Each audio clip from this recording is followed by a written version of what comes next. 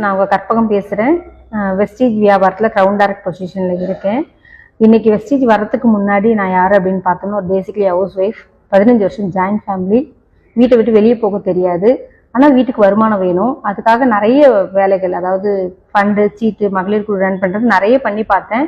எதுலேயுமே பெருசாக லாபமும் இல்லை, உழைப்பும் மிஞ்சினது தான் மிச்சம். ஆனால் அதுக்கப்புறம் எனக்கு வெஸ்டீஜ் கிடச்சிது. வெஸ்டீஜில் எனக்கு வீட்டுக்கு பொருள் வாங்கினேன். என்னோடய ஹெல்த் சரியாச்சு.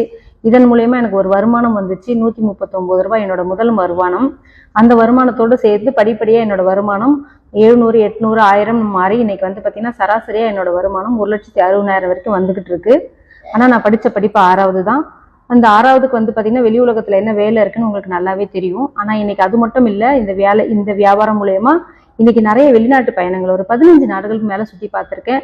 அது கூட வந்து எனக்கு கிடைச்ச விஷயம் என்னன்னு பார்த்தீங்கன்னா, கார் எடுத்திருக்கேன். ஒரு கார் இல்லைங்க, 2 கார்கள் வாங்கியிருக்கேன். அந்த 2 கார்களில் தான் இன்னைக்கு பயணம் பண்ணிட்டு இருக்கோம். அதோடு சேர்த்து எல்லாருக்கும் கனவு பார்த்தீங்கன்னா வீடு. அந்த வீட்டையும் இன்னைக்கு கட்டியிருக்கேன் OMRல.